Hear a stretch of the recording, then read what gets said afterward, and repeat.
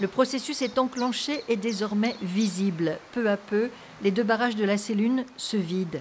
La production d'électricité s'arrêtera dans quelques jours. D'ici 2021, les installations seront démantelées. Et après, on laisse la nature reprendre ses droits. Ça paraît tout bête, c'est pourtant un projet unique en Europe. On n'a que quelques projets au niveau mondial d'arasement de ce type de barrage qui arrivent un peu en fin de vie, hein, et de restauration des cours d'eau et des milieux environnants. Et on a aussi peu de projets où on intègre, comme sur la Sélune, l'ensemble des dimensions à la fois écologiques, environnementales, mais aussi économiques et sociologiques.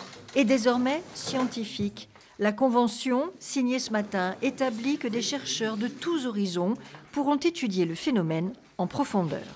On n'est pas simplement à travailler, certains sur la sociologie, d'autres sur l'écologie des cours d'eau, d'autres sur la chimie de l'eau.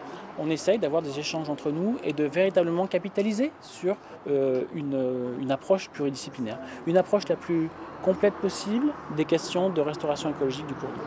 La renaturation de la vallée de la Sélune est avant tout un choix environnemental, mais pas seulement.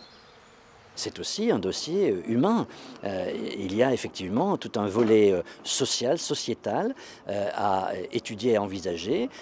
D'une part paysager, pour les gens qui vont voir ce paysage changer, mais aussi pour les agriculteurs, par exemple, de ce secteur.